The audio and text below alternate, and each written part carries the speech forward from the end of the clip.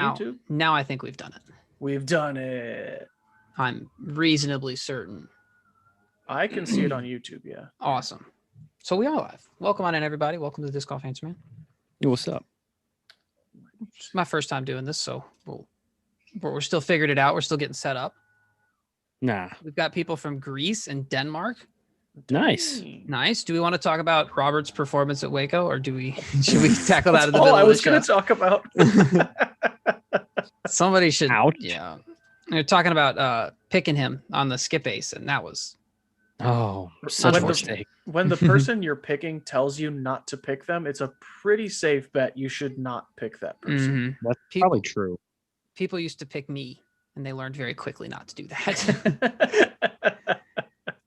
I have a really good, low-rated player that I guarantee will perform higher than their rating. Because we got Texas State's coming up. Oh, So we're gonna go over Texas State's picks, and I've got a Ooh. player that is super worth picking. If you are pick high-rated players and then just pick a sub-1,000 rated player, I got your guy.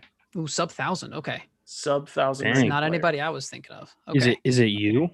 It's me. Yeah, I'm actually gonna play. I've talked with Bobby, and he's cool. He's cool with me just Cool. showing up to an NT and sliding in Yeah. on a card wherever Shredding. they can get me in. Just, I mean, you're still gonna record. You're just gonna record your card. Yeah. Well, right. I was gonna do the GoPro right here, and just Sick. live on the rounds with fisheye. Anthony. So as soon as the disc is 10 feet away from you, you can't see it anymore. Bro, looks like I threw it so far. Yeah, that's a good point. Also, I'm So- I'm not Bobby. If you didn't know, I'm having to use his account so we could do the longer call. But it says Bobby for those of you wondering. I'm not. I was wondering. Yeah, If you could not tell, you can't figure it out. There's worse things that you're dealing with right now, but I'm gonna take this one off your plate. True. I would suggest glasses. All right, are you ready to start recording? I believe so. All right, so I'll hit record and then Anthony, take it away. Okay, 3, 2, 1, record. 3, 2, 1, now record. Hello, everybody. Welcome to Disc Golf Answer Man episode 353. As you can tell, I am most definitely not Bobby. Bobby is not with us today. I do have with me Danny Lindahl and, of course, Eric McCabe. We are going to be we're going to be doing the Disc Golf Answer Man thing. This has got to be the first episode without Bobby, right? In a long time, because me and you have done them before. That's right. Sure. We did one with Yeah. Coda a while ago. Yeah, but I thought this was going to be history in the making, no. but it's not. You guys did that one. We listened to that one live. We were in Europe. I remember driving. Oh, yeah? And we listened That's to your guys' right. episode. That's That's cool. right. Did it Yes. suck? And just made fun of you guys the entire Yeah. time. Yeah. Super In fair. Swedish. Probably not. Yeah. Dang, you guys are fluent. Everything was coming out in Swedish on that radio station. I don't know why, but We didn't even know what you were saying, but it was mean. yeah. All I wow. know. right. Man. So Bobby and I just recently got back from WACO. Did you guys have the chance to watch any? I'm sure you guys are aware of what happened. Did you watch any of the coverage? I watched a little bit of it, but it was my birthday on Sunday and my parents were in town. Oh, so nice. I was Happy not birthday. paying attention. Thank Happy you. belated birthday. Yeah, I definitely watched 16 some now? coverage. Ooh. Yeah, at 17? least. Mhm. I can legally drive. Sick. Way to go. So if we're yes, going by looks, I'm a solid like 15. sure, But like hairline, number- it's like 33. Oh, wow. so it maybe averages more. out to your real age. Yeah, there we go. So spoiler alert, as far as WACO went, Nico Castro pulled out the win in MPO. It was very exciting at the end. Huge. Yeah. He was in the lead by 1 going into the final round, stretched his lead to 5. 5 or 6. No, I know he had 5 for sure at one point. Yeah. I remember Yeah, checking the scores and seeing he was shredding. I think you're right. I think it was 5 because he started the round 6 for 6. Yes, Just he did. God. Birdied everything. Boom, boom, and then- boom, boom, boom, boom. Kale brought it back to 1. Kale didn't miss a putt. No, That's crazy. no. Kale He's is one of so those good. guys that's just consistent though. He hit some very, very, very clutch putts on 14, Yes. 15. I'll tell you what, guys. His shot, and I don't know if you guys have seen this as a spoiler, then there's no spoiler in live sports, in my opinion. So Mhm. sorry. Right. It's been a few Um, days. His second shot on 17 was the most impressive shot I have seen in a long time. And that's if right, you 'cause guys he's have never backhand only. stood there and seen where he was and the Bro. headwind and the peninsula he was throwing into, that was just phenomenal. Fantastic shot right there. Yeah. As someone who stood on that exact spot many times this past weekend, I would never throw that. Like, Right? I'm not close to Kale, but also I would never throw that shot. I'm going OB every single time. Yep. And It then was impressive. Nico follows that up with his like 80 footer. Yeah, Just jam in your face. With the Cenis. Yeah. Oh, that was sick. Yeah. Yeah, it was a dagger for sure. It was fun to oh, watch. no, it was a Cenis. Oh, it was? I don't think he Oh, throws it was daggers. it was. You're right. You're my bad. My bad. That And was then, Ricky. Right. Yeah. That was Ricky a few years ago. On the FPO side, it was the complete opposite. It was over before it started. Kona won Total domination. by 16. She won by a Jeez. million. Yeah, She That's was crazy. shredding. She played out of her mind. I mean, I And know she puts in a lot of work, right? She did. She has been putting in a lot of work, and she changed her putt. Completely changed her putt. She talked about Yes. it on her Instagram. And I'll tell you what, guys, the confidence that she had coming from her speaks volumes, because that's scary when a player is overconfident. Like, just I can't miss anything. Like, some of the putts she was hitting was just insane. Like, hitting 35 footers on elevated baskets like they were 5-foot tap ins In like 30-mile-an-hour winds. It was insane. Jam. It was super awesome to watch. I have a lot of respect for Kona. I consider her and Colton both really close friends. We always get together anytime that they're in town, and I was super excited to see Kona pull that off. Yeah. And it's cool. Her putt that she changed is like, it's not like she looked and said, okay, this is what works for Ricky or Paul Yeah. or Paige or It's- Katrina or it's whatever. unorthodox for sure. Super unique. Yeah, Yep. it's incredibly unique, but it is working. Yes, it is. It is working. So if you haven't seen, we've got some practice rounds with some of our players coming from WACO. We've got Jonathan Nicholson, Eric Oakley, not Eric McCabe, Eric Oakley, Zach Melton, and Chris Clemons will all be coming out soon. So be on the lookout for that. Awesome. I finished a rough draft of one of those today, so they'll be coming out. Solid. Who knows when? Maybe it sucks. I'll Very have to soon. redo it, but maybe who knows? Maybe like this afternoon. You never know. Nice. Anything else about Waco you guys wanted to talk about? Not Or your about Waco, weekends? but I do want to talk about what I did over the past week. Oh, yeah. was- yeah. I went down to a spot just west of Dothan, Alabama, and that is about an hour and a half or so from Florida, from like Destin, Florida, that area. Okay. Mhm. And went to Elk Grove Disc Golf Course is the name of this property. And I'll tell you what, if you guys follow me and saw any of the pictures I was posting on Instagram or Facebook or anything, you know exactly what I'm talking about when I say that this property is amazing. Just simply amazing. There are around 32 domestic elk roaming the property. Jeez. And these things are massive. Like the bucks, I think it's like almost split between the bucks and the, I don't know, the females. What are they called? Do you guys know? doe? Deer. Ray? Is it like deer? Me? I don't I know. don't know. Maybe they could be does, but either way, the bucks are massive. They have huge sheds, and it was at the point where they were starting to shed them, lose them because it's Mhm. starting to be spring. But some of the sheds, and I got some beautiful pictures of a couple of them that had the full racks, and it was just amazing to be out there, and the hospitality that I got from the crew was second to none, to be honest with you. And the course itself is going to be fantastic. It's a par, off the top of my head, around a 63 or so, Okay. and it's big. There's a beautiful par 5 that shoots out of the woods to a placement shot, and then your second shot, you got to decide if you're going to carry or lay up short of this small little retention like pond area that they built, and then the next shot is through the woods. So it's a legit That's par cool. 5, and it's just, man, I'll tell you what, every day I went there, I never got tired of looking at the elk either. You know what I Yeah. mean? It just adds something to the course and the property and the aesthetics of everything. But it was just absolutely beautiful. And if you guys ever find yourself in Southern Alabama, you need to put this on your bucket list. Mm. Looking like about another month or so before that they're officially open. And I know for this first year, they're just kind of selling memberships. So it's going to be kind of like an invite only, except when they host tournaments and all that kind of stuff. But it's pretty cool, dude. It's pretty awesome. I did kind of like a vlog style video for the trip, and I will be having a video come out on my YouTube page that kind of walks you through the property and the course and all that. And I can't wait for that to come out. So, make sure you subscribe to my channel as well, so you can not miss that footage. For sure. The female are called cows, apparently. Cows. Yeah, there you go. I think it's kind of rude, but I don't think they really care that much. They probably don't. Yeah. Does that make female cows? Are they called deer? Is that how that works? I think the logic is circular here. It works out. Yeah. It checks out. Perfect. For sure. Perfect. In other news, Danny and I played our other match play match. That's yesterday. right. Got it. Took them down. Took all 18 holes, but Dubs. we did it. Moving on. We are now in the finals for our local area. So Yeah, it was not super windy, but the wind was always blowing the wrong direction. It felt like yes, it was just yeah. This was alright. yesterday.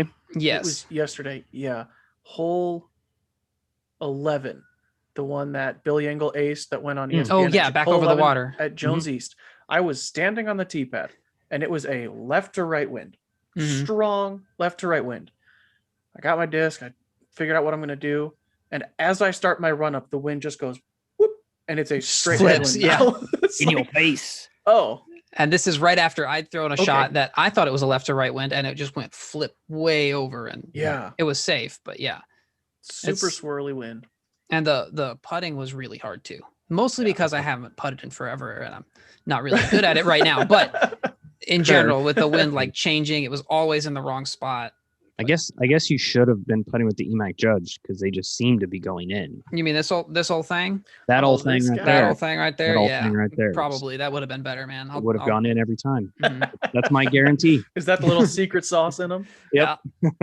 I put magnets around the rim on Oh, each you one used of one of them. my ideas. So yeah, I did. Yeah, one of the dumb ideas. Cool. One of the dumb ideas worked. Sounds legal. Oh, Yeah. it's Jeffrey Hales that said they're called cows. Is that the guy from the? That is the- Jeff. Yep. Awesome. Yep. That is the Oh, man. Good to hear from you. Yeah. Nice. Well, speaking of match play doubles, the squad member that I wanted to shout out on this week is Brent Reuter.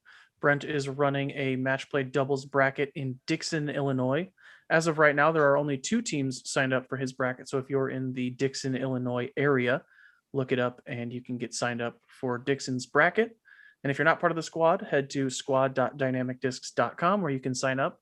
And since Eric just brought up the EMAC judge, squad members in the commander tier and above get early access to the EMAC judge. They can buy theirs and they can get their orders in ahead of everyone.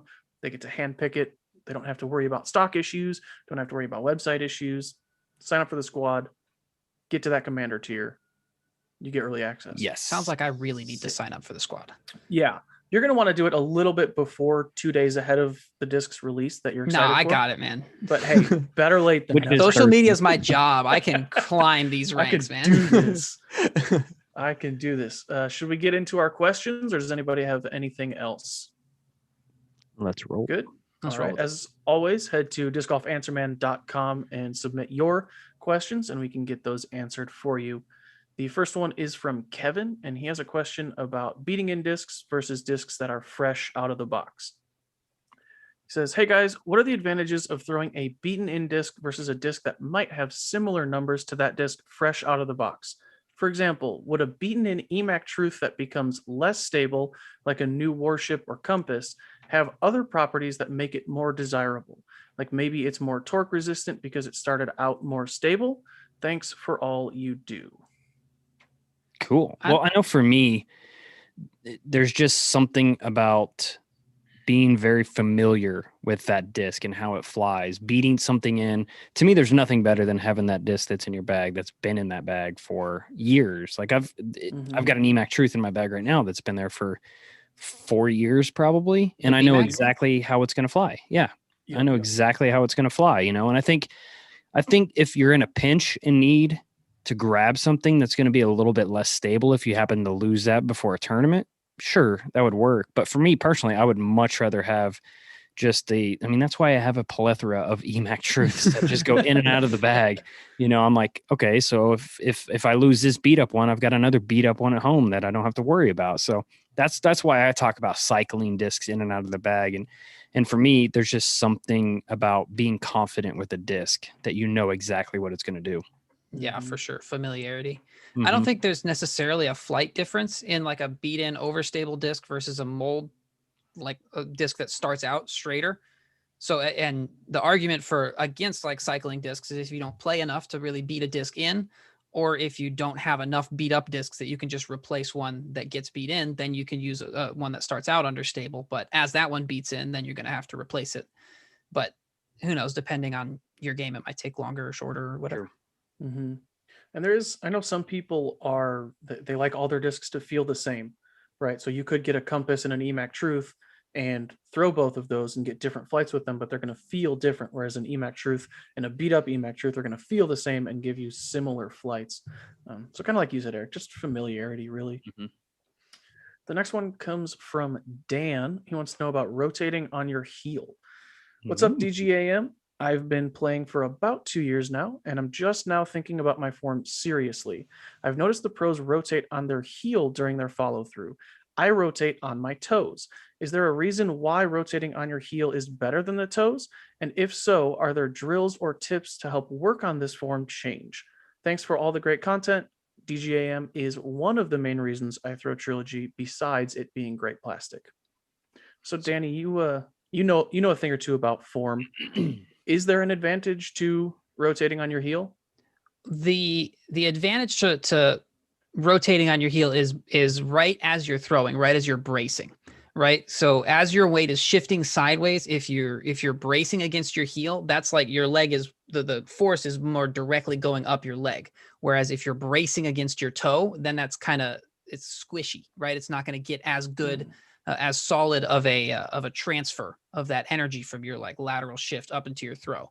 But there is no problem with following through rotating on your toe, which is kind of what EMAC does sometimes, is like you'll brace against your heel and you'll watch your toes pop up, but then as you follow through, then your heel will pop up. Mm-hmm. And you tend to kind of do that when you're throwing touchier shots anyway, so you don't really need the power from your heel, right? Correct. Okay. And one thing also that I do is I drag my toe, my left foot on, not on like power shots, but on mid ranges for whatever reason. I don't know if it's, I feel more in control, feel more stable maybe. Yeah. But yeah, I go through shoes like nobody's biz. Yeah, for sure. The rubber against concrete is just a losing battle right there. Concrete's going to win that every time. Every single time. As far as drills to improve, you can try, there's a drill from Seabass 22 called Crush the Can. And it's where you stand with your feet apart and then you put soda cans or Coke cans, pop cans, I don't know, on the outside of your heel. And then you of your right heel, or if you're right-handed, and then you rotate backwards and that lifts your heel up, and then you shift your weight forward and you crush the can with your heel and that rotates. He's got a video explaining it much better than I have, but yeah, I would definitely check that one out to learn how to brace against your heel. Sweet. The next one comes to us from Johnny S, and he wants to know about throw speed affecting disc distance. He says, howdy boys, not so much of a question, more of an idea for Danny. Okay, well, never mind. We'll just skip this. We'll just skip this. Yep. One. Yeah, it's not idea, man. This is Disc Golf Answer Man. He says, I would love to see a video showing how arm speed affects the distance and flight path of different types of discs. For example, how far does a mid fly at 50 miles an hour versus a distance driver? I would be interested to see at what speed a driver would outdistance a mid or fairway. Thanks for the good work. So, Danny, you've kind of done something similar to this, haven't you? Yeah, kind of. I threw a putter, a mid-range, a fairway driver, and a distance driver all at the same speed and saw the difference between them. And it was like, I want to say it's like 30% for each one, but that's provided you get the nose down. If it's nose up, everything's going to fly the same distance.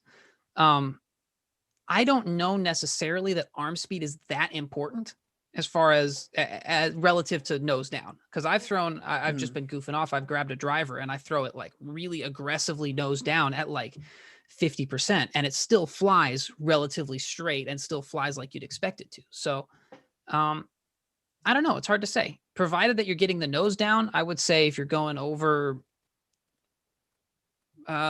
probably like high 40s. You probably see a good benefit from throwing a fairway driver, but it's hard to say. That's a good idea though. I could test that. That's a good idea for physics of flight. Mm-hmm. That's one where like having a disc throwing robot would be great. Yeah. Because you want something that's going to be almost exactly the same stability and almost exactly the same release. Mm-hmm. Right. I've actually been talking to somebody about making one of those. It's been a slow thing because it's a very complicated thing to try and do, but we've been working on it, and I guess I'll keep y'all posted as I can, but I don't really have any updates right now. Nice. So it is time for Danny's disc golf tip. Danny, you've got something about jumping while you X step for us this week, Yes. right? Yeah, this is actually one of a very common mistake that I see that a lot of beginners make is while they're X stepping, either because they're moving too fast or just because they don't realize they're doing it, they jump while they X step. And what that tends to do is it scoots your feet out in front of you and just offsets your balance, which leans you backwards, which throws off your timing and throws off your weight shift and everything.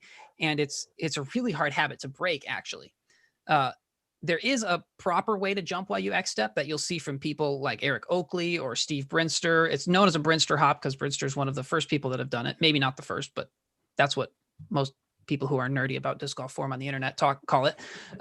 And that's something different. You can tell they're staying perfectly vertical. They're not really moving forward that much either while they're throwing. They're just kind of hopping up and down. And I don't think that's something that people should try to add to their form if it doesn't come naturally. And if you notice that you're struggling with your weight shift, you should probably try to stop jumping while you're X stepping. I've actually been working on this.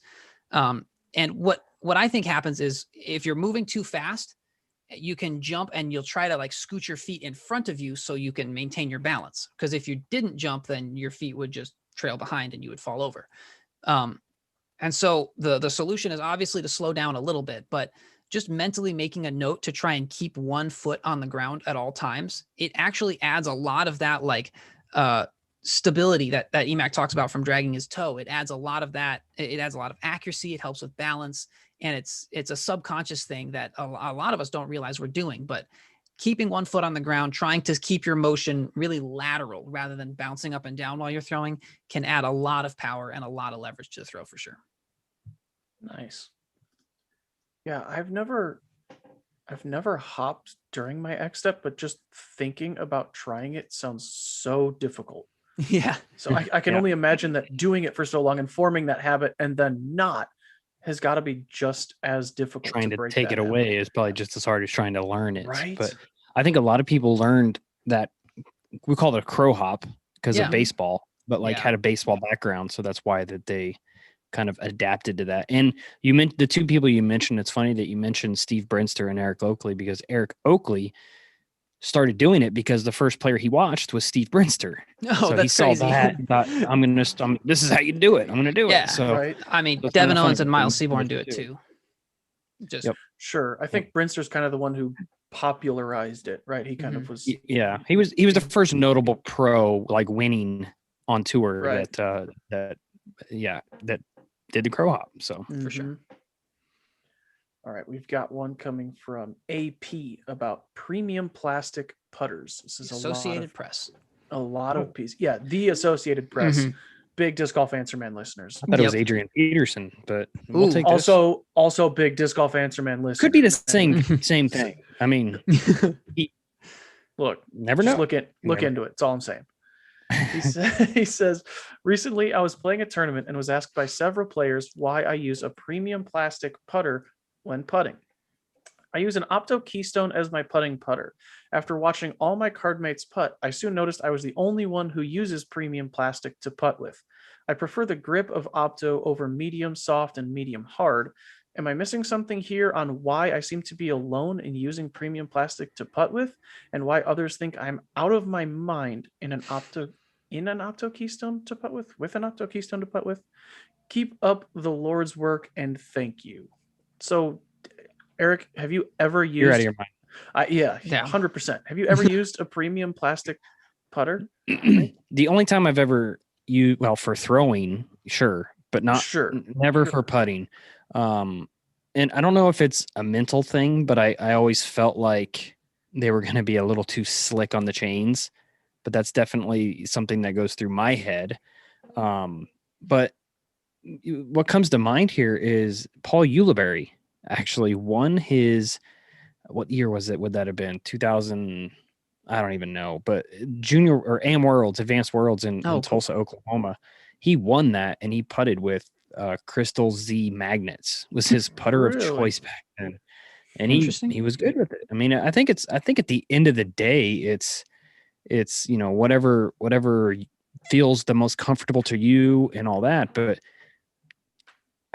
I mean, yeah, It I seems just like think as it's soon as you easier get any dampness on your hands or any sweat, it's just gonna slick. Yeah, a lot yeah, slicker. exactly. I feel like the grippier baseline plastic is, one, a lot cheaper, and you can get more of them, which is also a benefit. But two, it just is a little bit grippier and it feels better coming out of the hand. And mentally, for me, it grips the chains a little bit better. So that's kind of where I'm at with it.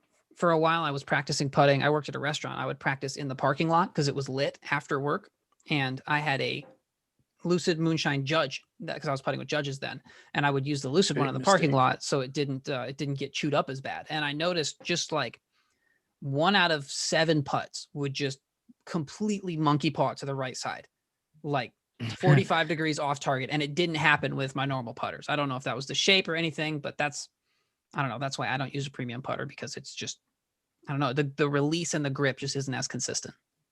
Sure. Yeah, I feel like this guy says, or this person, I guess, I don't know who they are, say that they like the grip of it better. I think if you prefer a premium plastic grip, like I've heard the same thing that Eric said, where it's slicker, it's not going to stick in the chains as well.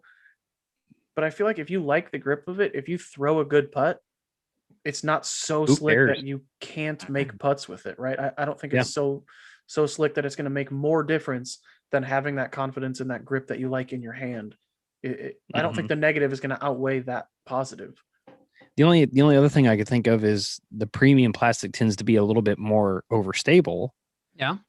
I mean, although, let's be honest, inside circle 1, it shouldn't matter what you putt with, honestly. You know what I mean? As far as the flight goes. Now, obviously, if you're a harp or a Cenis or a slammer or something like that, that's a little different. But sure, between the rest of it, it's especially as a spin putter, you should be able to just spin it and just go dead straight. Very, very true. We've got one more from Lincoln, and then we'll get to some speak pipe questions. Cool. Lincoln wants to know about Kansas windy seasons. So, Kansas. We don't have any of those. Essentially, we don't have the windy question. seasons. We just have windy season, and it never stops. That's just what it is. Yeah. Right. It's called outside. Indirectly, we just answered his question. Perfect. He says, "Sup, fellas? My buddies and I planned a bros disc golf trip to Austin, Texas last year, and it was better than Torchy's. That's pretty good. I've heard Austin has some good courses. I'm willing to do the science to find out if Torchy's is better than." We'll have to do extensive Torchy's and also extensive. Well, they have Torchy's in Austin, so we can kill two birds here. Let's go. Let's pack our bags. All right. Thanks, guys. He says, "This year I suggested we plan a trip to Emporia/Kansas City since we're coming from Colorado and Texas. My question is, what is the quote least windy season in Kansas? I know it's often windy, but when is it least windy?" I would say it's least windy when you're inside. Yep. True. That's a good call. Yep. Is that summer? It is summer. It's 100% summer. And it's just, I mean, if you can get past the heat, the humidity, then you'll be just fine. But summer, we'll get windy days where it feels like you're just like getting blown in the face by a hairdryer. But but for the most part, it's definitely the summer season that is less windy. Now, spring, I wouldn't recommend spring, because spring, as you can see from GBO of past, it gets windy. Fall's another time that I think it tends to be a little bit calmer. Okay. So, but I personally think summer's the best time to be here. What about you, Danny? Do you think the same thing? Yeah, probably summer. I was just wondering if I have to bust out my weighted belt so I don't fly away. Yes. Next time the wind picks up too. Should be okay. Which is Sunday for Monkey Island Open. Yeah, okay. 20 to 30 mile an hour winds. So. Nice. Oh, geez. Nice. Yay. It's going to be fun. All right, Danny, we've got some speak pipe questions ready to go. We do. Let me get it going here. Okay. The first one here is from Michael. Let's see what he's got to say. Michael. Hey guys, this is Michael from the Chicago area, but soon to be Fort Worth. Heyo, coming down to Robert's old stomping grounds in that Texas area. Hearing about all these courses that EMAC is designing has me really interested in going to play some, and I'm wondering if you have a resource on the website that lists all of the courses that he's designed and it's sorted by state. Did we answer this one already? There was one about Something similar, but I don't think it Similar. was this if exact he one. asks what Eric's favorite course is then that he's designed, then we've answered this. What Okay. would be awesome is if EMAC himself did a top 10 favorite Yeah. courses Okay. that he's We've answered. So we've designed. definitely done this one And before. All right, Michael, we- if you missed it last time, there's a I don't know if it's a complete catalog or whatever on the website, but it's a There's portfolio. definitely That's the not. word. There's definitely a portfolio of a handful of them on there, but it needs to be updated. And it's just so tough to get current pictures of courses and all that. But I am actually working with Clay and a couple other people on a landing site for all of the courses I've designed. It's basically going to be the hopes of it is it's just a map and it's got pins in it, and you can just click on the pin and then you can get all the information you need from those. Oh, that'd be sick. Yeah, that's kind of the plan. And then, you know, I don't know that I want to rank my top 10 on my courses because it's like your children. Yeah. Right? That'd be like I will picking have between you- me and Anthony. That's just not going to happen. Right? Yeah. Or Right? or me and my 3 dogs. I mean, I feel bad for Maverick and Rin because Ralph's my favorite. But you know, I mean, that's beside the point. But no, that's coming. I'm definitely working on that, and hopefully you'll see that sometime this season. I was really hoping you were going to rank them because I think I gave what I guessed would be your top 3. Okay, and let's hear I 'em. wanted to see how accurate they were. Do you want to give a top 3? And then Okay. we'll see because I Top- remember what mine were. So were they your top 3? Were they in order or the just top 3? I will put them in order. I don't remember if I put them in order. Okay, so Go. number ahead. 1 is the reserve, Yep. Meyer Lake. Yep. Got Number that. 2 is the farm Okay. at Quail Valley. Yep. And number 3, man, 3 is the tough one because there's so many good ones out there. Ruidoso, New Mexico, Oh, dang it. Moon Mountain. Okay. So I had Meyer Lake at 1. Mhm. I put the Hollows at number 2. Okay, yep. And then I had the farm as number 3. Yep. So I was close. So you've been to most of those So- too. You the only one you haven't been to there is the Hollows, correct? Right. Yeah. Yep. I haven't been to the Hollows and I haven't been to New Mexico either. Yeah, Moon Mountain. You need to What do the that. heck, dude? That place Come on. is so sick. I know. I've only been dude. to old Mexico, man. Right? Yeah. OG. Cancun. Everybody complains about that place. Oh man, you need to go to Tijuana. That's the spot. Check out that course I designed. All right, let's move on. Okay, this next one here is from Thomas Stiles. Nice. Hello, Disc Golf Answer Man crew. This is Thomas Stiles from beautiful, sunny San Diego, California. This question is in reference to Lindall's guides. When we adjust grip to throw putter's nose up, do we keep the same arm path from reach back as if we were throwing driver's nose down? I think I've answered this one too. Okay. Because the answer is yes. Yeah, you can either change your throw a little bit or change your grip. And if you change one, you don't really need to change the other. But check out the last episode of Disc Golf Answer Man for a little bit more of an in-depth look into that one. Also, my Cool. cat's going crazy right now, so I apologize if she's being distracting. This next one is from Esther. Hey, Disc Golf Answer Man. I remember this one. This was the one that was just an advertisement for the other service. Oh, so we've Wow, we haven't. All right, we'll Yes. These see. must not have been cleared out. I'm gonna go to the most recent one then. Okay, There we go. We'll see Yeah. what this one says. This is from Heber. What is up, Disc Golf Answer Man? Mr. Slick Breeze, Mr. Eric McCabe, Danny, Anthony. This is Heber from Los Angeles, California. Eric, I had the pleasure of playing one of your awesome courses in Riverside, Martha McLean, Anzaneros. Absolutely loved it. Saw some families out there having a blast, really enjoying it. And even for me, for someone who's been playing for a little while now, it had everything you possibly could need from a course. Absolutely loved it. My question today is about engaging the core. When you're engaging the core, is it at the point of the explosion when the disc is hitting that power pocket? Or is it even in the run up just to improve some posture? Or is it even like a build up? I don't know. Maybe Danny can definitely do his amazing elaborations on that. Yeah, thank you so much, guys. Love everything you do. Bye. I don't know if I could be an authority on core strength. I'm kind of lacking in that department. I feel like engaging your core to throw is more like for stability. It's more to be, you're not like doing a crunch while you're throwing. You want to just be sturdy there so that the leverage and everything can transfer from your weight shift up into the disc rather than it being squishier, which is not going to be as efficient. I don't know. Can you elaborate on that, any, Mac? No. No. Okay. Sorry. I mean, yeah, I figure the stronger people that you see on tour that throw really well, they have good core strength just because they're strong in general. And it just means that your whole body is going to be sturdier. And it's like jousting with a pool noodle versus a stick. You're going to be a lot more effective with a stick. Yeah, I think it's kind of like, go ahead. I was going to say core strength is very, very important to have, but too much core strength can get in the way, in my opinion, as well. See, that's why I just have none.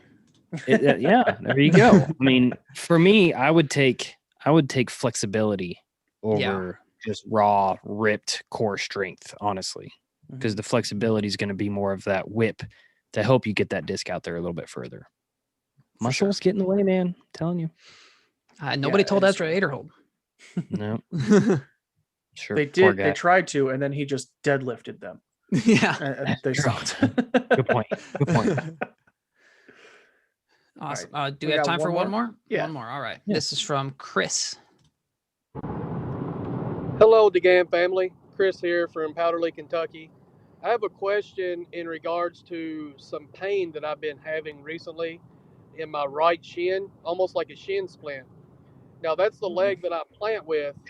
So I'm curious, is there something that I'm doing while planting and transferring my weight that could be putting extra stress in that area? I appreciate everything you guys do. Keep it real. So shin to be splints... fair, I thought he said my right chin.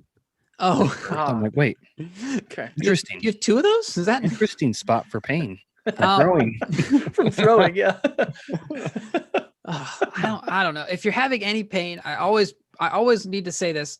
I'm not a doctor. I'm a college dropout. So go talk to your doctor if you're having any pain. I know nothing about that, but from what I can tell, from what I've been learning about, is like shin splints come from when your feet slap rather when you're walking, right? Like if you walk on your heels and your feet or you're walking down a hill or something like that, it's when your feet slap on the ground. Something like that. Sure. Something like that. I know soccer players get it a lot. Yeah, I was going to say people that do a lot of running. So I think it's just kind of that impact of like your foot hitting the ground. Yeah. Yeah, I wouldn't know anything about that. Same thing. Yeah, no. That's what I've heard. My first thought is that seems a lot like the motion that happens when you're not closing your stance. So if you turn around backwards as you X step, that puts your back foot away from the target, and then your front foot, usually as you rotate forward, turns towards the target, and you end up with this really open stance. And if you do that really fast, you end up really slapping your front foot down like that. And that could be what's causing the shin splint thing. So if you try to keep your stance a little bit more closed, where your back foot stays more sideways and your front foot turns away from the target, so you can set it on the ball of your foot rather than your heel, that should let that transition be a lot smoother and a lot more efficient, more powerful too. But if it still hurts, go see a doctor. Yeah, it's almost if you're newer or if you're like working on things, it could be kind of confusing how we earlier were talking about you want to rotate on your heel. You almost want you kind of want to go like toe, heel, toe when you throw. You don't want to slam your heel into the ground. You kind of, as you're doing your X step, you kind of want to stay on your toes. So you're in a more athletic position and a more athletic movement. And then as you're bracing, you want to shift your weight to your heel and rotate on your heel and then follow through onto your toe. It sounds very complex, and that's because it is. But once you have it, for me personally, it feels a lot more natural. from Yeah. before, where I would just smash my foot into the ground and then throw, and like Yeah. I would just spin on my foot rather than rotating on my heel. It definitely feels more natural. You're just so not yeah. fighting yourself as much. Exactly. Yeah, it's all one movement rather than working against yourself. All right. Fact. Is that all we got for the questions today? Yeah, this is a part of the show I've been looking forward to Oh, I'm sure. highly, as I'm sure 320 very specific people also have been looking forward to. Oh no. So Ooh. we do a thing. Ouch. We do a thing on this show where Anthony gets to make a fool of himself. Our skip base picks did not quite go as we had planned this week. So yeah, if you couldn't put it together, I finished in 321st. Oh Out- no. How many people did it? Out of how many? Luckily, more than 321 people. Did the other people just forget to fill out their brackets? Yeah, I think everyone else below me signed up for the league and then just didn't put their picks in. So Perfect. thank you, Eric, for being one of those people. Pleasure. So yeah, every week we have a random winner from the people that beat me. This week's winner is Dan Baker. Dan, if you could take a screenshot of yourself logged into Skipbase and then email it to me, anthony@dynamicdiscs.com. I will get you some sort of prize, whether it be a disc or accessory or who knows. And then at the end of the year, we also have an overall winner. Whoever comes in first place as a total throughout the season will win a $50 gift card to dynamicdiscs.com. So if you're not in the league, go to skipace.com. There's a DGAM league, and the code to get in is just DGAM. And while I do have a 2-week head start on you, there's not a lot of ground to be made up. Who are your picks? So I had my big pick was Paul. He got me 190 points. Solid. My next big pick was Kevin Jones. I had him too. Kevin got me a goose egg. Kevin did not play as well as he nor I was hoping he would. My third pick was Ezra. He got 98 points. Respectable. I think this is, at least as far as I'm aware, this is the first time we've seen Ezra on a big stage on a pretty wooded course. Yeah, I would say that's accurate. Yeah, he played fine. I forget exactly where he finished, but it was top 20, top 15 might have been. So I wasn't scared of that. And then I had Brian Earhart as my fourth pick, and Brian got me -50, unfortunately. Oof. He kind of struggled a little bit, didn't play up to his standards. I saw he put something out on Instagram where he feels like his game is good, just couldn't come together this weekend. And then my FPO picks were Rebecca Cox and Heather Young. Rebecca got me 40 and Heather got me 10. So Paul did his thing, and then everybody else kind of struggled.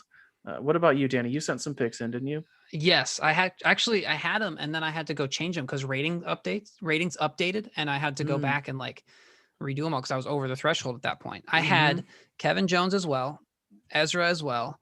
I had Chris Clemons though, who got me 183 points. I think he finished seventh. Seventh? That's right. That's okay. Right. Seventh. Yeah. Seventh. Yeah. And then James Conrad was my fourth, and I really wish I would have picked Bradley Williams because I think originally I had Bradley before the ratings update happened, and then I got greedy, and I should have just stuck with Bradley. Bummer. Yeah. What And then about FPO, I had Heather Young and Rebecca Cox. Similar. Mhm. Yeah. Did you send picks in, Eric? No. Who would you? But if I did, off the top of my head, I probably would have come with like Nico, Kale, probably Kona. I think that'd be a safe Kona. bet. Definitely That's Kona. a good call. Yeah. Dang, dude, you should definitely send picks in this week. Next time I'll do it. Oh, you would do so well. So we have Texas State's coming up, not this weekend, but the following weekend. Next week, Bobby and I will be traveling to Texas State. So whether or not we are able to do an episode is kind of up in the air. So I wanted to go through my picks this week, just in case we are unable.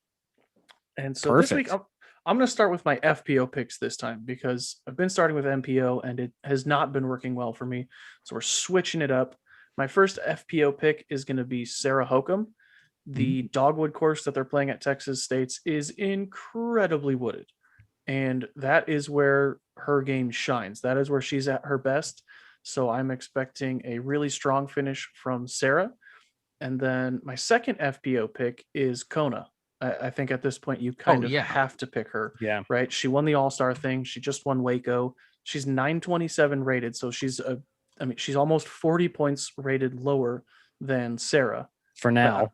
right? I think she has an equal chance to win Yeah. as Sarah. So I agree. think she's a huge value pick there. And then on the MPO side, I'm very even across the board. The difference between my highest rated player and my lowest rated player is 13 points. Everybody that I have is in the 1020s or 1030s. So my highest rated player is Matteo. He's at 1034. He plays really well in the woods. We were there it was either 2018 or 2019, where he and Cam Colglazer were going back and forth. Shredded, yeah. Oh, it was ridiculous. It was a 2-horse race immediately. They were just on fire. So I would expect a pretty decent finish from him there. My next pick is another person that I believe was on that same card. Mason Ford is he's a Texas local, and he always seems to play well there. He played really well at WACO. He got 6th at Memorial, something like that. He played really well at Memorial. So he's off to a good start. Very familiar with the courses, has played well at those courses. So I'm expecting a good finish from him. My third pick is Gavin Rathbun. He was the one that was in the lead at WACO for a little bit. Very comfortable in the woods, plays very well, plays very fast. They're playing a safari layout too, though, aren't they, for Texas States? They are not. No, I think it's just Dogwood Gold. It's just Dogwood. Yeah, there's I think other divisions will be playing the safari layout. Right, gotcha. Other divisions are, but just MPO it's just Dogwood Golds, which is brutal. And it's awesome. It's a fantastic course. Yeah. Gavin plays very well. You have your name on the rock there at 18, right? I do. Nice. Yep. Right. That's a super intimidating thing. Like, you're getting into trouble when you walk up to the T sign and there's this big rock that just says, warning. Yeah, this course is not for beginners. This is a very difficult you should turn around. Yeah. Turns out I should have turned around when I played it. 100%. So yeah, Gavin is my third pick. And then fourth, but very not least, is Danny was just talking about him, Bradley Williams. Yeah. I was going to say, if you don't have Bradley on your list, rethink your list. Super value. Right. That was my starting point. It was like, I know I put Bradley as pick 4 because he's the lowest rated, but he was the first person I put. It's like, okay, I know I'm picking Bradley. Let's fill out the other 5 slots because that's just happening. So yeah, those are my picks. Once again, I have Sarah, Kona, Matteo, Mason Ford, Gavin Rathbun, and Bradley Williams. We're not coming in 300 something this week.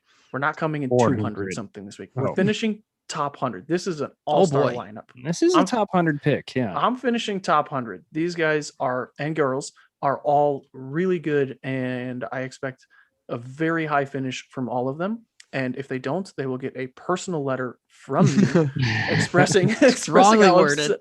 Yes. Yeah. It's a great list. Earlier in the show, I mentioned that I have an incredible value pick. If you are the person that picks Paul, Eagle, Paige, Cat, all the highest rated players, Freddie Meza, 995 rated. Dude always shreds Dogwood. He always plays above his rating at Dogwood. He always plays well there. Every tournament that I've looked at, every tournament that has been there, where we were there, Freddie was on lead card. Freddie is very good. I believe it's either 995 or 993. So high 900s, but he's under that 1,000 threshold. So you can get a big savings of points there. So if you are that person, if you're looking to take all the highest rated players, I would highly, highly recommend also grabbing Freddie. Are you putting in picks, Danny? Yes, I am. All right, I have mine are very similar because you're good at this. We've established that. I have Bradley, Matteo, and Mason, but then I picked Emerson Keith instead. Okay. And then Haley King instead of Sarah Holcomb. Those are solid. Yep. Yeah, Haley plays really well in the woods too. The one name that you guys didn't mention that I would strongly encourage people to players to put down is Chris Clemons. And the reason is it's a lefty. A lot of those par 4s are very lefty friendly, and Clemens' sidearm is just ridiculous. And if you're in the woods, having a tool like that is mandatory. Mandatory. Rebuttal. Okay. As of right now, Chris is on the wait list and he's not eligible Got it. to be picked. Got it. He is very How's high. I'm gonna have He's to give very him a call. high on the wait list. I'm gonna So have to there's give him a call. there's a really good chance that he gets in. I think he is he's either 1028 or 1027 rated, somewhere in that range. Yep. So you can just pick a name in that list. I don't know, Mason Ford, for example. Yeah. And then just kind of use that as a placeholder. No offense to Mason. Yeah. If you are wanting to pick Chris, then just I would strongly encourage that. Watch that and see if he gets in. If he does get in, he is definitely gonna shred out there. Yeah. Is Robert playing? Robert is not playing. Okay. So He the retired negative officially. the negative 200 is not in play this week. I didn't see. I didn't see how he finished. He did not finish well. I thought you were gonna say he did not finish. Oh, He did finish. He I mean, he played all 3 rounds. something about moving and having a baby and not sure. playing a lot of disc golf just Right. tends to Yeah, throw what a the wrench heck? into things. Those What are the all heck, personal guy? decisions, Danny. Yeah. He knew he signed up for the event. What's he doing? I just know I have none of these excuses and I still suck, so I don't know what the deal is. Oh man. I should say Robert did not finish well for Robert's standards. Hmm. I played the course twice while I was there, and not one of Robert's rounds was worse than either of my practice rounds. So saying he did not finish well is unfair. He didn't finish well for himself. For Yeah. his Okay. Yeah, standards. absolutely. Once again, skipace.com. The code to get into the DGAM league is just DGAM. I think we've got time for a couple more questions. You want to do some speak pipe or I sure couple can. regulars? Up to you guys. Let's Pick. listen to this one from Ian. Okay. Hey guys, this is Ian from Fort Worth. I am a physical therapist and strength and conditioning coach, and I just wanted to call in response to a speak pipe question from last week, I think from another guy named Ian. He was talking about, maybe not throwing as far, picking up the game later in life, and I just want to offer a couple intrinsic factors or ideas of intrinsic factors outside of disc selection or mechanics. I know you guys are the experts in that. So typically as we age, we do kind of slow down a little bit, and we do lack that explosiveness and that ability to produce rapid amounts of force. And it, unfortunately, unless you're maybe accustomed to certain activities or to training a certain way, you might not have that certain explosiveness and twitchiness needed to throw a disc, 400 or 500 feet. Doesn't mean that you can't throw it at least 300 or something like that. But also neuromuscular coordination is a big thing. You kind of take that into account. As kids, it's easier to learn new tasks much quicker than as we age. They're typically a little more plastic, a little more moldable, if you will. This is why Eric, being 40, can still throw the disc about 500 feet because he's been playing the game since he was a kid. So to him, it's second nature. But for someone picking it up at the age of 40, it's a little more difficult. So hope this helps, guys. Thanks. Awesome. That's an answer from somebody who knows what they're talking about. Yeah, it took the words right out of my mouth. Yeah. I thought he was That's good. calling in about the shin splints. Oh, yeah, Already. that would have been. He just submitted the question Impressive. live. Yeah. That was pretty quick. We've got time for one more. Let's do a regular question. This one is from Nate, and it's about wobble. I finally bought a Wobble, practice basket. Yeah, wobble. I finally bought a practice basket, and I've been getting my fair share of practice this winter, but I can't quite figure something out. My putt wobbles on about half of the putts inside 20 feet. I have my grip and stance and routine down to a T, yet it still wobbles sometime. Why it do day? And more importantly, how do I fix it?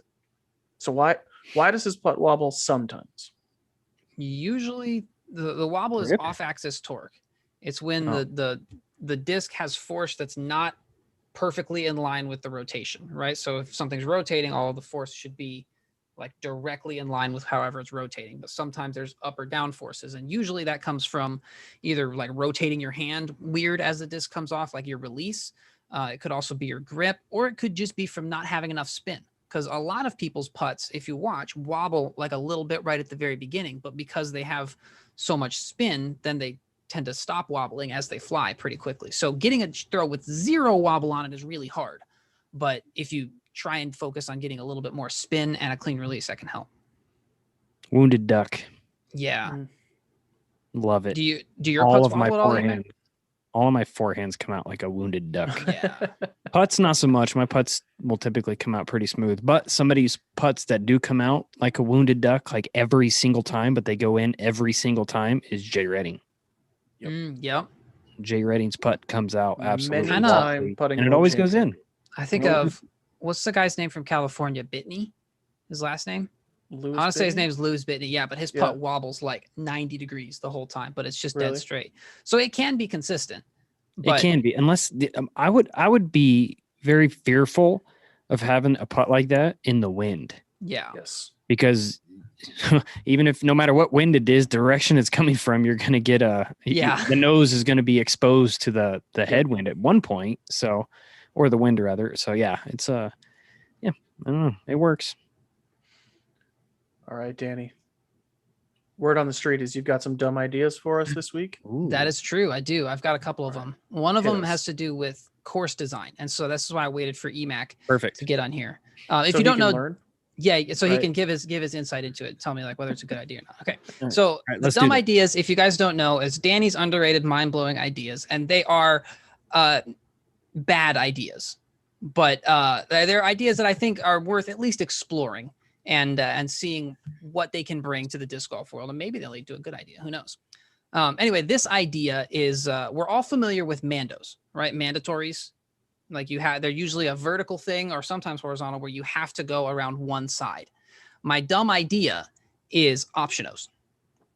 This would be the same like concept as a mando where there's like a vertical thing with an arrow on it that says go this way, but rather than being mandatory, it's like, you can do either one. Okay. And it's kind of up to the course designer, like what the punishment is for missing a mando, the optional. Because usually missing a mando, it's a stroke. It's horrible. It's bad. Maybe like there's a hole with like a wooded, really tight line, or you could just throw the big dumb hyzer. And if you throw the really tight line, then you get like a high five, and that's worth it. Or if you throw the big dumb hyzer, then you get, I don't know, mud on your disc. Okay. Question. Okay. Mud? What I don't what is it? What is it that separates an optiono tree, right? We'll say the optiono is a tree Mm-hmm. versus a regular tree that you are just trying to not hit and go either side of anyways. I don't understand this question at all. Sorry. Is there? No, it's like Okay, fair. there's like rewards or something. There's something that like the tournament director, course designer can do, like brownie points, or like you get an extra warning for like a courtesy violation or like a foot fault. Like if you go the hard Ooh. way. Like a get out of jail free card. Yeah. Or like if you they have like lunch provided and you get like an extra cookie if you go the right way around the optional. Okay. I'm 100%.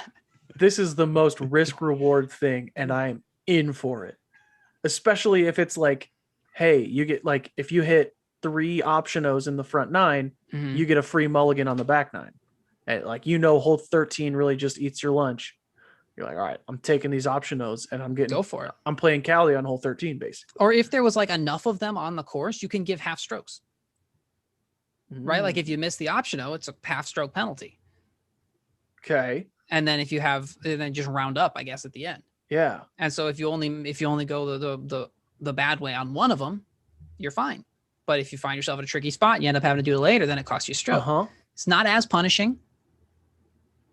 And it doesn't even have to be trees. Here, Eric, hit up what was the guy from Alabama? What was his name? Josh? What Jeff. was his name? Jeff. Hit up Jeff, and we're gonna put optionos on the deer. Ooh, Oh, And that's a if good you, idea. If you land within circle 2 of a deer, that's your optiono. I don't know what the reward is or the risk is. That can be up to him.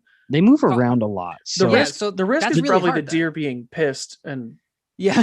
being way Impaling bigger than you and also an animal. The reward maybe is like, I don't know, half It a should be stroke off. more. It should be a whole stroke off at that, I would say.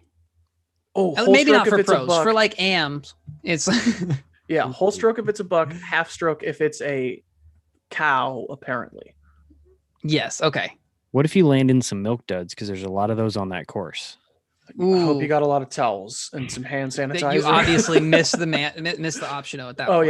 yeah. It's Mando. Don't land there. Yeah. SOB actually. If you watch the the Clover Cliff Ranch course preview, we had lots of evidence of bison all over the course that aren't there when people play for the Dynamic Discs Open, but they were out there then. Yeah, just we won't say proving a whose point. discs found some. Not. We don't have to go there. Not a fun play. Okay. The other idea is so you're on a hole, right? You walk up to this hole and you don't know what shot is, or you know what shot you have to throw. You don't know how to do it, right? You don't know. Do you need to throw an understable disc, an overstable disc? You don't know. This is an app that's on your phone and it calculates flight numbers for you. So you plug in what hole it goes into UDisc. It finds out like the course map or whatever, and it tells you like the speed, the glide, the turn, and the fade that you need to have to be able to execute that hole. And that means you don't really have to wonder if you chose the right disc anymore. Downsides I can see though is that like you can't blame that anymore. So you have to take accountability for throwing the bad shot on your own. But never. No, yeah, that's a good point. Probably the app is broken. The developers are it needs to update. Yeah. I don't know. Do you ever think like, I wish I just knew the right flight numbers to hit this shot? Is there a way that rather than giving me the right disc, I can have the app throw it and I can just give it a disc and say, oh yeah, I want to throw evader on this hole. Like calculate how fast I have to throw this. Like what angle do I need to throw it? Because that would be cool. Because then if I can a little bit more R&D for sure. Sure, yeah. I want to see like if it's hole 1 at Country Club and I pull out a Warden, I want to see that number. Like what's the speed? 50? How hard do I have to throw this? Like yeah. probably real far. How much spin do I need to put on this disc to get there? Yeah. Just you can like dial it all in and then miss all of the numbers whenever you throw it. That's what I would do anyway. Yeah, totally. Yeah. And then look, it's a learning experience. You know what you did wrong. Right? There you go. This is a training tool. That small point in the wrong spot or something.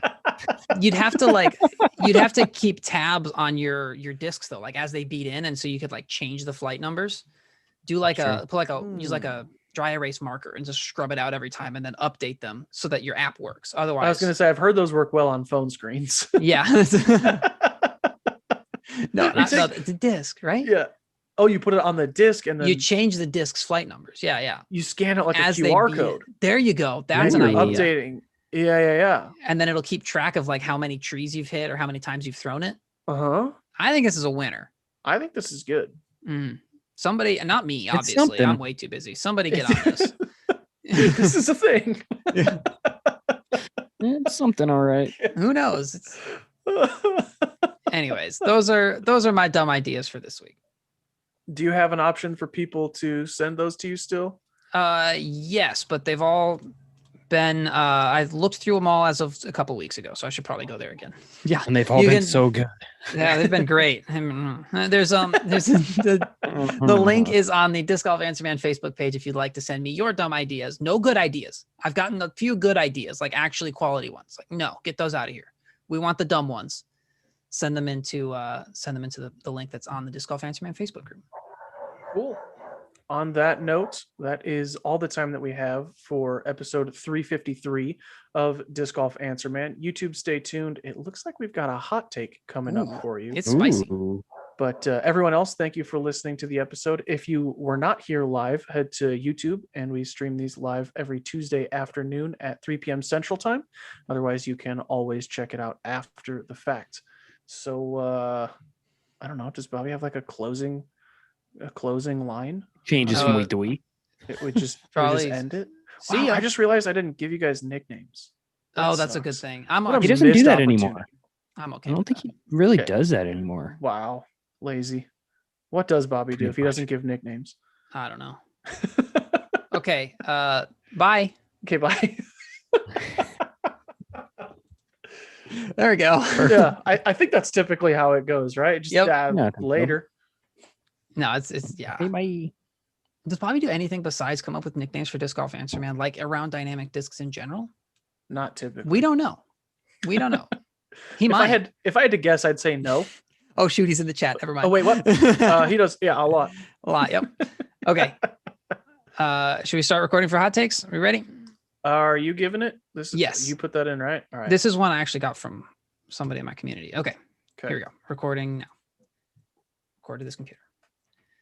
Welcome everyone to Disc Golf Hot Takes. This is a disc golf audio podcast, and in this we have hot takes where we have an opinion and then we talk about it and we kind of flesh it out and see whether or not it's a good opinion or not.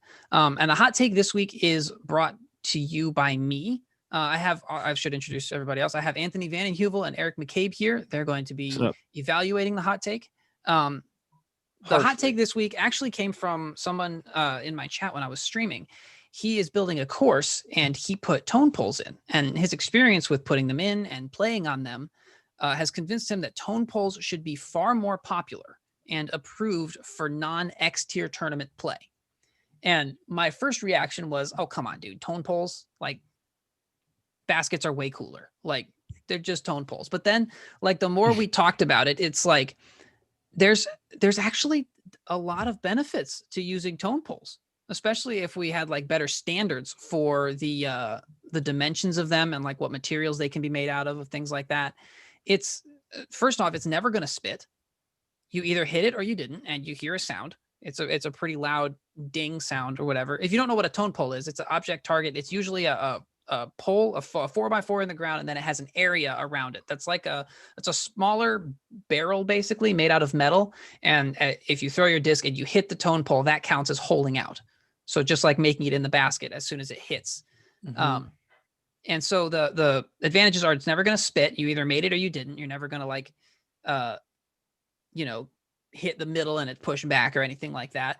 Not having a basket around the bottom means elevated baskets are a lot easier to get your discs out of, which you don't really have to get your disc out of it. You just hit it and then it's on the ground. Yes, no rules will be clear as far as like, does that putt count or not? Like, how did it enter the basket? You can just tell whether it hit the pole or not. They're a lot cheaper. But you do? Yeah, I think there's going to be people that are being it grazed. Yeah, it definitely grazed. I guess if you hear it or not, that's going to be me on every blind tee shot. By the way, oh yeah, I definitely hit it. I heard it. Yeah, you just have the tone on your cell phone in your pocket. Oh, got it. Dang, put me for another one. I mean, they're very affordable. They're easier to put in. I see a lot of advantages to tone poles. I think that, I mean, right now they're only approved for X tier tournaments, like XC tiers. Mm-hmm. I think they should be like standardized as far as the shape and the size of them and everything. But I think they could be used at. I'd be okay seeing tone poles at a B tier, but not a major. No. Why? Because baskets are cooler. Baskets look nicer. I'm not saying they're superior. There's obviously advantages to baskets, but I think as far as getting disc golf more courses in around the world, I think tone poles should be taken a lot more seriously. Eric, you seem pretty against this idea. I wouldn't say I'm against this idea, but as somebody who has some investment in disc golf baskets, I'm against this idea. Yeah. I'll just come up with just DD will come out with the dynamic disc bar tone pole. Perfect. The tone pole, the dynamic tone pole. Mm-hmm. I wouldn't say that I'm against. I mean, to me, I think it'd be a better argument if Danny came out and said that we need to replace all baskets with this. That'd be an easier thing to disagree with. But B tiers, I mean, honestly, the level of play at a B tier now is getting more and more professional. Like for instance, the B tier this weekend in Emporia, there's 35 pros or something like that, and a handful of 1,000 rated, and it's going to be a battle. But I think the one issue you could have is you're definitely you're turning off the deaf disc golfer for That's it. A good point. That's a big community that we have, and blind shots, as Anthony kind of alluded to, a blind shot, if it's super windy and you can't, like here in Kansas, if it's super windy, you can barely hear the person 5 feet away from you talking. You won't be able to hear that tone pole if it's on a blind hole. So those are just a couple things that I guess come to mind. Would I like to see this? I think it could be cool to experience it, to experiment with it, but I don't think for anything higher than a B tier. Maybe C tiers. You could sell me on doing this at C tiers, but I think that's about it. Okay. I have the solution to the issues. I hadn't thought about the fact of the deaf disc golf community. That's a fantastic point, but something that I had thought of before also answers that. I'm not sure how familiar you guys are with watching hockey, But when someone scores a goal, they have that light Little red behind light, the goal, yeah. the red light kind of siren. It's not a Mhm. siren, but it kind of spins and Doesn't it flashes also and go stuff. "Wah," like really loudly? Right. Yeah. Yeah. So I'm Yeah, saying, it does. or I think that if we can put that on top, and whatever the technology is, if something hits the pole, it solves the that tickled. No, it Okay. tickled the side of it. Mhm. It solves that. It solves the deaf community. They can see it flashing. It solves the blind, where if you can't see directly to the pole, you can at least see the surrounding area and you would see it flashing. Okay. Yeah, I'm 100% on board. I'm gonna send Resco an email after this and see if we can't What get if these it's- things in the works. What if it's super windy and that light's just constantly going off because we get wind Yeah. like that here? Because of the basket. It would have to be quite a bit of pressure. Right, and I think we can work out the kinks Mhm. where it'll be able to tell if it's just wind or if it's It'd actually be like a green disc. light if it's wind, or That does Yeah. make it a lot more expensive. And we can- I'm thinking for schools. Does Doxanne brought this up in the chat? Like if we're trying to put like a 4-3-4 whole course in at a school or something, we can put tone poles in for sure. a lot less than baskets. And he actually said they're harder to vandalize too, which I guess is a good disagree point. with that. I mean, why is it harder to vandalize? I feel like it would be easier to completely ruin it, right? Yeah. Because somebody could Yeah. just break it or bend it. Whereas if somebody cut a strand of chains off of a basket, you can I still see. use that. Yeah. I mean, you drive a truck into either one, they're not going to have a good time. That's a good point. Well, Sure. I've seen true. it. Mhm. I've seen it happen. I've What done about it. No, hologram I baskets? haven't. I think haven't done that's it. the route we need to go. Yeah. Hologram. Yeah. I'm It'll on catch board. everything. Would those be considered object targets at that point? Because there's nothing there. It's just There is a nothing hologram. there. Who but knows? That's what they use on Disc Golf Valley. Oh yeah, Because you can hit far right side and it just sucks it right sucks in. it right in. Yeah, And not I'm a mine. way better putter on Disc Golf Valley. Yeah. So let's Yeah. move forward with And We I have watched video that evidence video. of this. Oh man, that was Again, so I'm a funny. way better putter on Disc Golf Valley. Oh, goodness. Awesome. Well, let us know in the comments what you think about this this disc golf hot take. Let us know if you've played on tone poles and what your experience is, and make sure to subscribe here on Disc Golf Audio for more disc golf podcast content. We have the Road to DDO thing coming out. Anthony's working on a tournament prep series as well, so make sure you subscribe so you don't miss those. And yeah, thanks for listening. We'll catch you next time. Bye. All right, I should probably end the live stream too. Thanks for hanging out, YouTube. Thanks for typing in the chat. It's been great to catch up with y'all. We'll see you next week. 5 stars. Bye. Well, possibly next week. Oh yeah, possibly next week. Actually, we might not, but we'll catch you. I'm around. sure there will be audio stuff next week. Yeah. Bye. Bye. There we go.